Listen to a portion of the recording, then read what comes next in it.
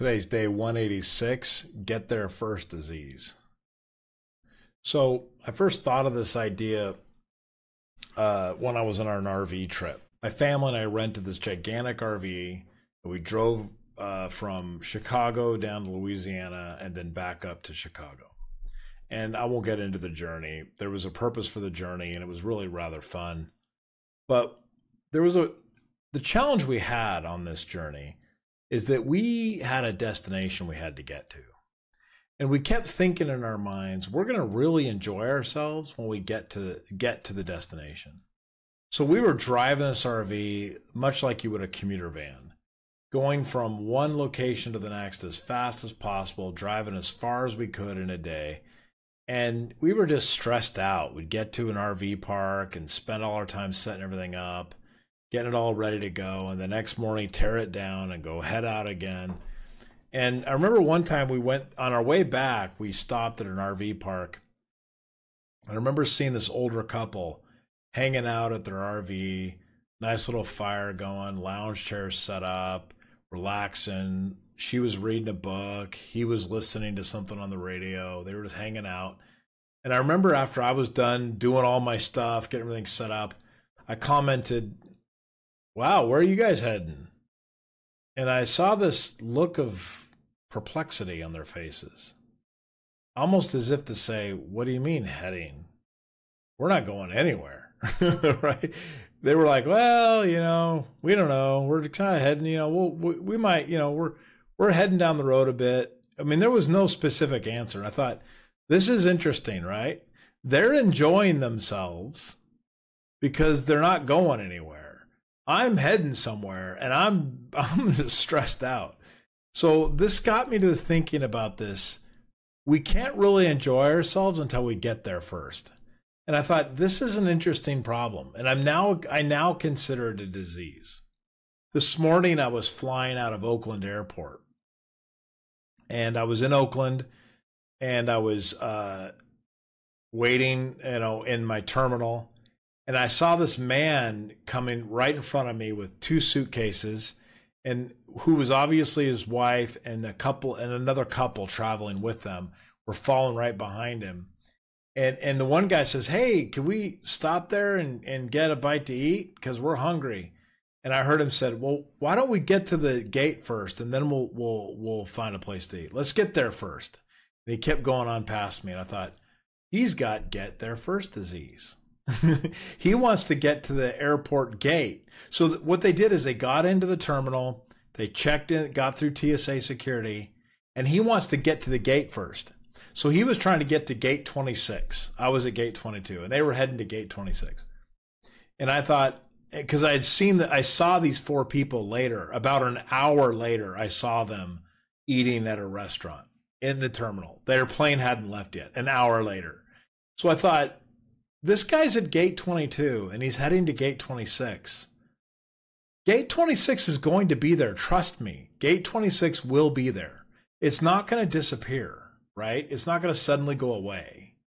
So he's got to get there first before he will allow himself to eat or to buy something or to relax or whatever it is. So I thought, this man has get there first disease. Now, these are rather innocuous get there first disease problems, but they get worse, and they get much worse. For example, when I was a young man, new family, I had get there first disease. I've always wanted to be a really good father, really good husband, but I thought I had to be really successful first. I had to get to my success first, and then I could be a great father. Now, I think I did my best I could as a dad, but I could have done a lot better in my younger days if I wasn't so worried about getting there, right?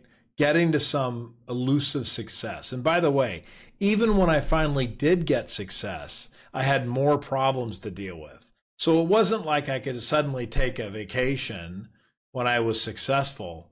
In fact, I think I've learned a very powerful lesson about that.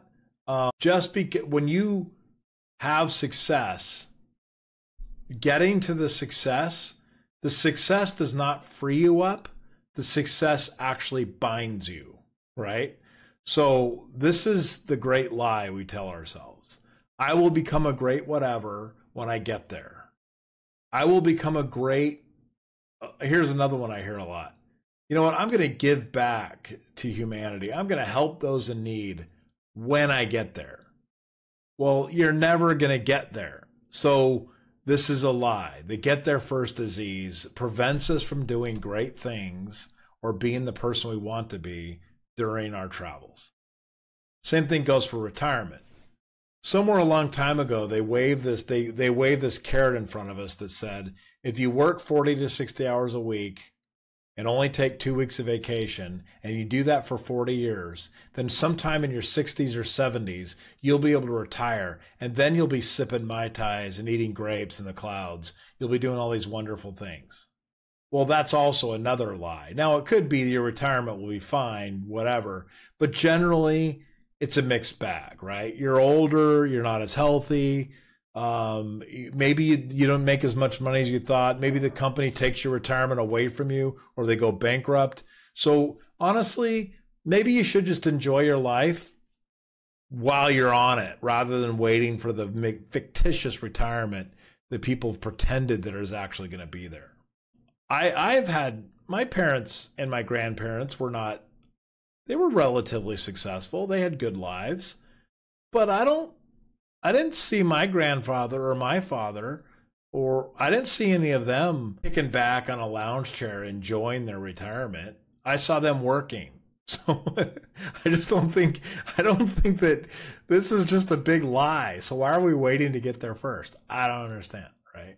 So you don't need to get there first. So I think maybe the real statement here is we need to think about the journey before the destination.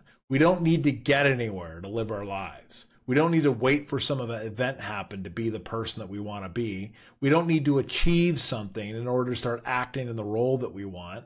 You know, we don't need to become CEO before we can do great things. Rather, you know what? You could become a CEO right now. Just start a company and then you've already got to the top. Done. But you'll find out the top is freaking hard work, just like it is in anything. You know, I think that's just a good lesson, right?